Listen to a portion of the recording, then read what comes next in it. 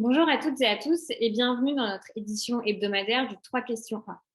Cette semaine, nous avons le plaisir de recevoir Nicolas Tenzer, président du Centre d'études et de réflexion pour l'action politique, directeur de la publication de Desclocy et professeur à l'École des relations internationales de Sciences Po. Bonjour Nicolas. Bonjour Anne-Sophie. Alors avec vous, aujourd'hui, on souhaite parler de la situation actuelle en Russie, des tensions avec l'OTAN et évidemment de la menace sécuritaire que ça fait peser non seulement sur ses voisins, sur l'Europe tout entière, mais plus largement sur l'équilibre des puissances à l'échelle globale. Alors, ma première question concerne évidemment l'Ukraine, qui est menacée directement d'une nouvelle offensive russe, et plus largement donc de la menace sécuritaire que fait peser la Russie sur tout le continent depuis l'ultimatum qu'elle a posé à l'OTAN. Alors, comment est-ce que vous analysez cette menace aujourd'hui et en a-t-on vraiment pris la mesure? D'abord, je pense que cette menace, il faut le rappeler, existe depuis quand même 22 ans. Il faut rappeler d'abord les circonstances dans lesquelles Poutine est arrivé au pouvoir et ce qu'il avait décidé alors qu'il n'était que Premier ministre et avant d'être président, c'était la guerre en Tchétchénie. La guerre en Tchétchénie où des crimes de guerre massifs ont été commis, qui ont d'ailleurs servi de modèle pour les crimes de guerre qui ont été commis après par l'armée russe en Syrie. Ensuite, ça a été la Géorgie, 2008. 20% du territoire de la Géorgie sont toujours de fait sous occupation russe. Puis ça a été l'Ukraine en 2014 avec une guerre ininterrompue. On ne le dit pas assez parce qu'elle n'a jamais cessé en fait cette guerre depuis maintenant presque 8 ans au centre de l'Europe à 3 heures de vol de Paris.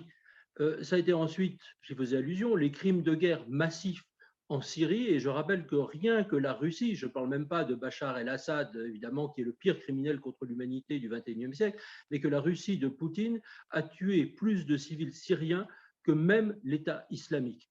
Donc, on pourrait dire qu'en fait, jusqu'à présent, Poutine a d'une certaine manière gagné la guerre, dans la mesure où il n'a jamais reculé et que les Occidentaux, malgré des sanctions à propos de l'Ukraine, de la Crimée, qui a été illégalement et qui est toujours illégalement occupée, annexée même, selon les termes de Poutine, et bien que tout ceci existe toujours et que les Alliés, finalement, n'ont jamais réussi à faire reculer Poutine.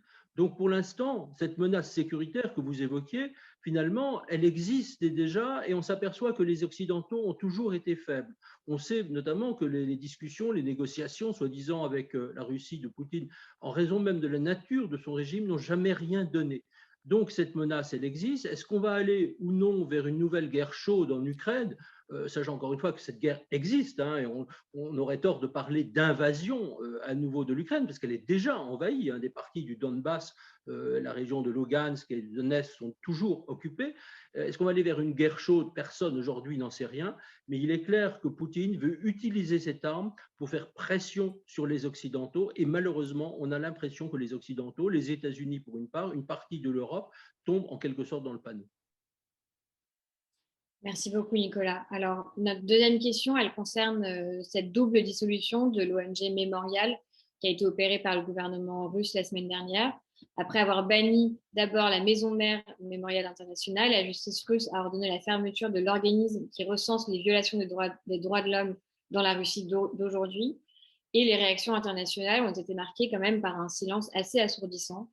Vous l'avez récemment exposé dans un article poignant sur votre blog, donc je conseille d'ailleurs la consultation. C'est Tenzer Strategics, tout attaché, CS à la fin, .substack, substack.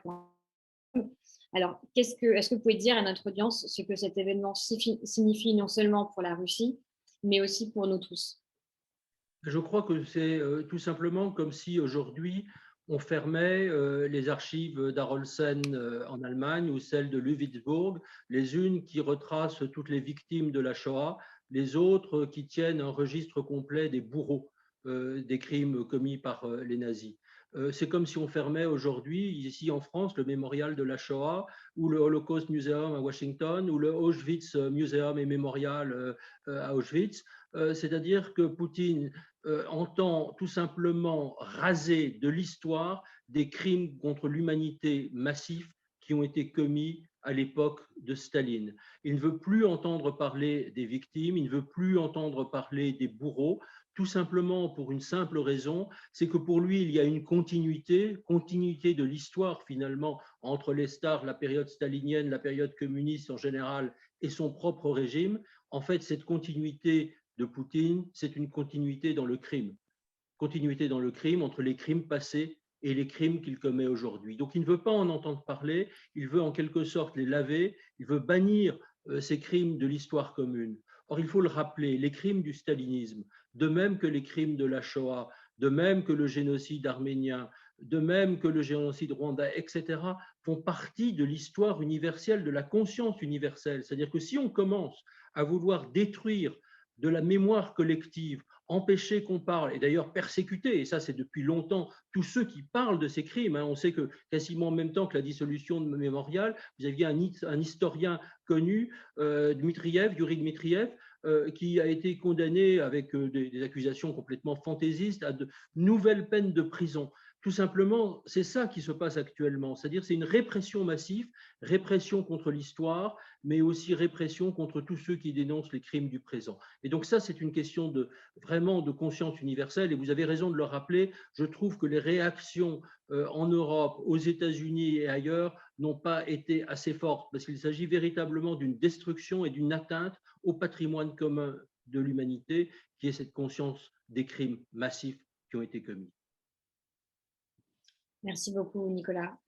Alors, notre troisième et dernière question, c'est une question qu'on pose à tous nos invités en fonction des sujets. On a appris cette semaine que le nouveau chancelier allemand avait l'intention de rencontrer ce mois-ci le président Poutine pour repenser les relations entre l'Allemagne et la Russie. Alors, si vous aviez l'occasion de passer quelques minutes avec le chancelier Scholz ou avec le président Macron ici et qu'il vous demandait comment agir aujourd'hui face à la Russie, quelles seraient vos 2 ou 3 recommandations majeures? D'abord, je leur dirais à l'un et à l'autre, surtout, ne recommencez pas cette erreur. Ne croyez pas au fameux reset, vous savez, qui avait été entrepris par le président Obama en 2009 et Hillary Clinton, sa secrétaire d'État.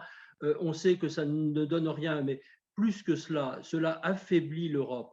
Toute tentative de discussion, de négociation aujourd'hui avec le régime de Poutine renforce ce régime et traduit une méconnaissance profonde de la nature même de ce régime qui est fondé sur le crime, la destruction. En plus, ça désunit profondément l'Europe. Donc, je leur dirais surtout, ne faites pas cela. Ce que vous devez faire, en revanche, au contraire, c'est bien sûr renforcer de manière très concrète les sanctions qui touchent directement les proches du régime de Poutine. Vous avez Vladimir Achourkov, qui est le directeur exécutif de la Fondation anticorruption qui avait été créée par Navalny, avait émis une liste de 35 noms avec des personnes proches du régime qui vivent, s'enrichissent de manière scandaleuse d'ailleurs, grâce à ce régime.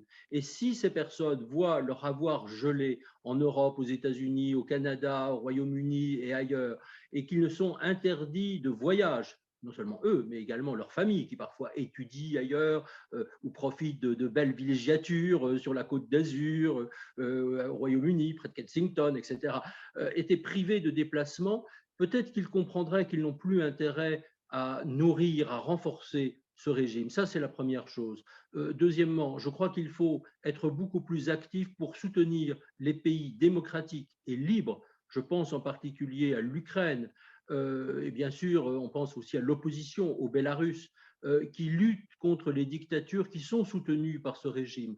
Troisièmement, je leur dis aussi en Syrie, où des crimes massifs contre l'humanité sont commis. Je rappelle les paroles de l'ancien grand rabbin d'Israël, Israël Merlot, qui parlait de Shoah à propos de ce qui se passe en Syrie. Eh bien, je pense que nous devons nous tenir aux côtés du peuple syrien et confronter directement la Russie et l'Iran qui, là, tiennent ce régime en main. Donc, je leur dirais aujourd'hui, il est temps non pas seulement de contenir la Russie, mais on est véritablement dans ce qu'on appelle en anglais le rollback, c'est-à-dire qu'il faut vraiment que Poutine, je disais au début qu'il avait jusqu'à présent gagné, il faut qu'il perde. Donc aujourd'hui, la seule politique vis-à-vis de ce régime, c'est une politique de pression maximum, de sanctions maximum, d'aide concrète, y compris militaire pour l'Ukraine, à nos voisins qui sont quand même aujourd'hui vraiment aux avant-gardes, aux avant-postes du combat pour la liberté. Merci beaucoup, Nicolas. C'était très clair. Merci d'avoir répondu à nos questions et merci à tous de nous avoir écoutés. À la semaine prochaine. Au revoir. Merci à vous.